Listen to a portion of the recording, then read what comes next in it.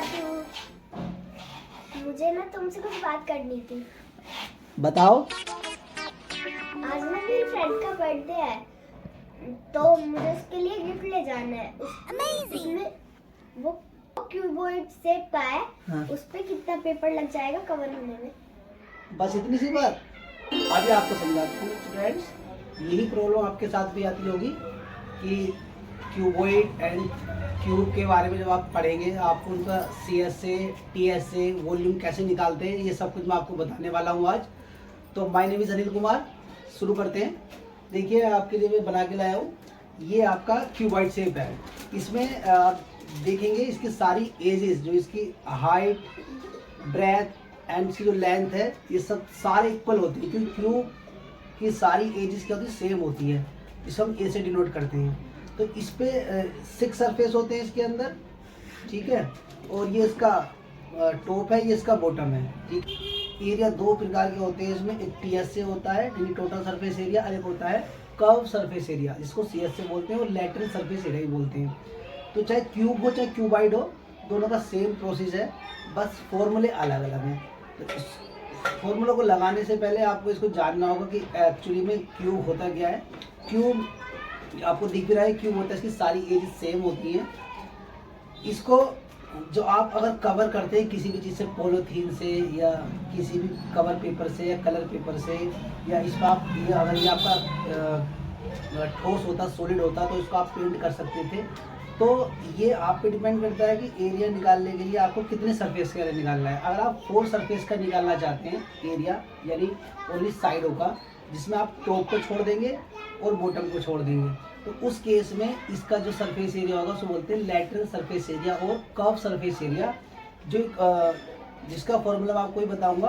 तो आपको याद रखना है कि CSA होता क्या है। CSA बेसिकली 4 फेस का एरिया होता है, और जो TSA होता है टोटल सरफेस एरिया, वो आपका 6 सरफेस का एरिया होता है, जिसमें आपका टॉप और बॉटम ऐड हो जाता है। निकालना क्या है, जब भी आपसे 4 सरफेस की बात की जाएगी तो आपको इतना याद रखना है, उन्हें 4 सरफेस का एरिया निकालना है, जो आपके चारों साइडों का होता है, जिसमें आपको टॉप को और बॉटम को छोड़ देना है। क्लियर है।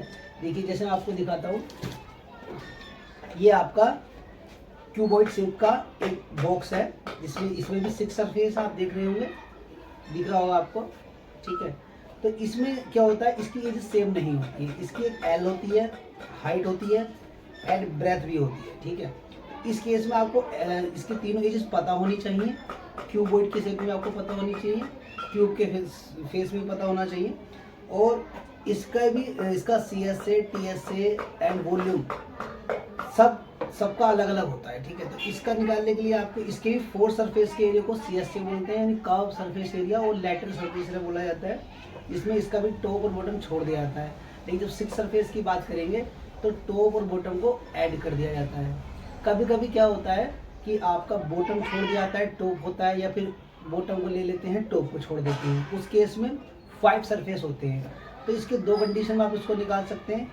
CSA निकालने के बाद, यानी 4 सरफेस के एरिया निकालने के बाद एक सरफेस में ऐड कर देंगे तो 5 सरफेस बन जाते हैं। या फिर आप ऐसे भी कर सकते हैं, TSA निकालने के बाद यानी कि 6 सरफेस का एरिया निकालने के बाद एक सरफेस का एरिया घटा देते हैं।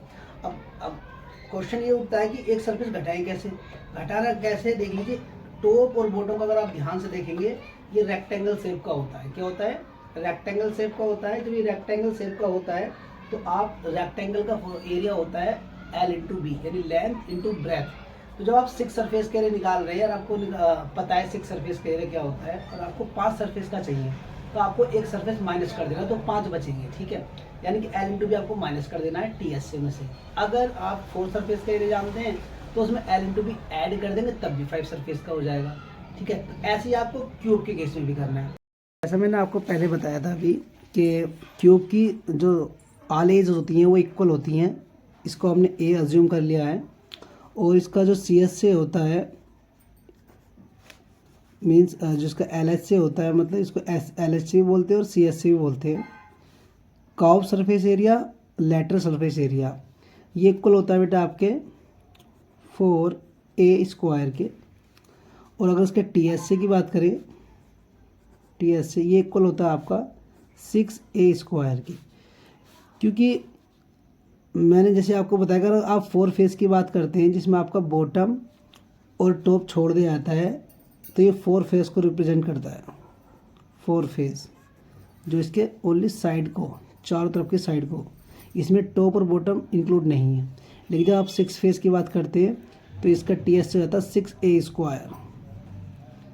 6 फेस एरिया होता है ये, ठीक है। अब बात करते हैं इसकी वॉल्यूम की। वॉल्यूम क्या होता है? सपोज ये कि खाली एक आपका क्यूब है, इसकी कितनी कैपेसिटी है कि कितनी क्वांटिटी का मटेरियल ये अपने अंदर रख सकता है, यही इसका क्या होता है, वॉल्यूम होता है। इसका वॉल्यूम बहुत सिंपल होता है, volume of cuboid. Volume of cuboid होता है इसका बेटा A क्यूब। क्या होता है? A cube. तो ये आपने CSA के सारे फॉर्मूले पढ़ लिए हैं कि 4 फेस का क्या होता है, 6 फेस का क्या होता है और वॉल्यूम क्या होता है। सिमिलरली हम जानेंगे क्यूबॉइड के बारे में भी। क्यूबॉइड के एरिया बिल्कुल सेम है, इसमें भी CSA और TSA होते हैं दोनों।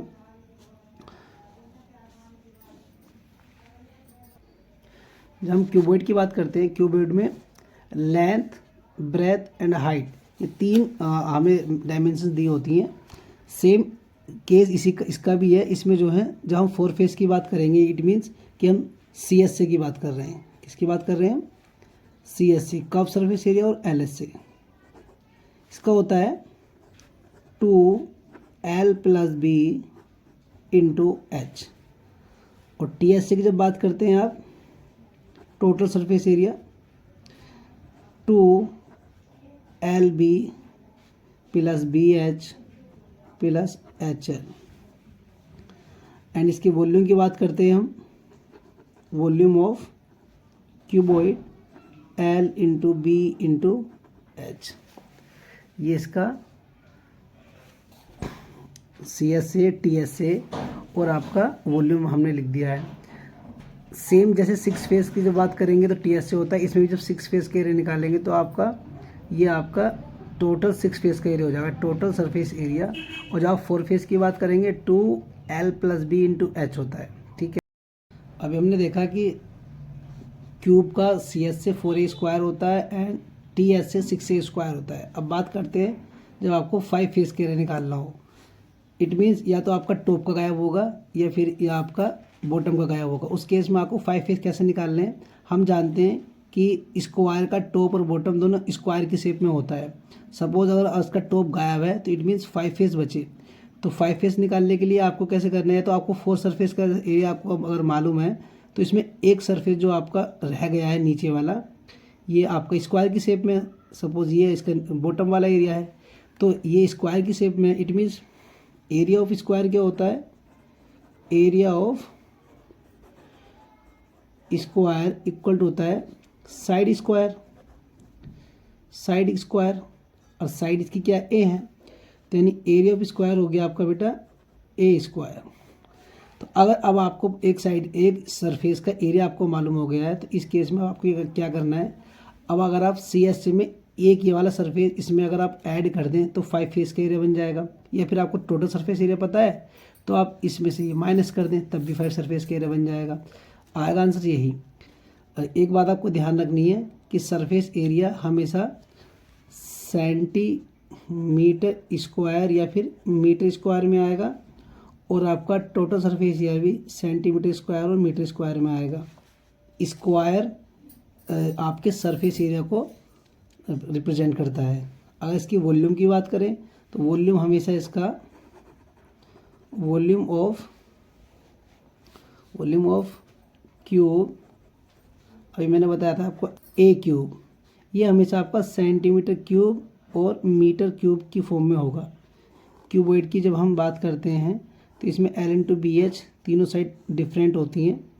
उस केस में अगर हम 5 फेस की बात करते हैं तो 5 फेस में आपको अगर 6 सरफेस का एरिया मालूम है तो आप एक सरफेस उसमें ऐड कर दीजिए, और आपको अगर 6 सरफेस का एरिया मालूम है तो उसमें से आप एक फेस रिमूव कर दीजिए। तो हमें दिक्कत ये आती है कि एक सरफेस का एरिया होगा कितना। तो हम जानते हैं कि क्यूबॉइड का एक सरफेस अपर वाला और बॉटम वाला एंगल की फॉर्म में, ये एल है ये बी है, और एरिया ऑफ रेक्टेंगल होता है एल इंटू पी। तो ये आपका एक सरफेस का एरिया है, और ये एरिया आपका बॉटम और अपर सरफेस दोनों का इक्वल होता है। तो कोई सा भी अगर ये मिसिंग है तो इससे कोई फर्क नहीं पड़ता, आपको एल इंटू बी ही रखना है एक सरफेस का एरिया। और जब आप इसका 5 सरफेस निकालेंगे तो आपको क्या करना है, अगर आपको 4 का पता है तो आप उसमें एल इंटू बी ऐड कर देंगे, और आपको 6 का पता है तो एल इंटू बी माइनस कर देंगे। इस तरीके से आप क्यूब और क्यूबॉइड के सारे सरफेस के एरिया, टोटल सरफेस एरिया और वॉल्यूम भी इजीली फाइंड कर सकते हैं।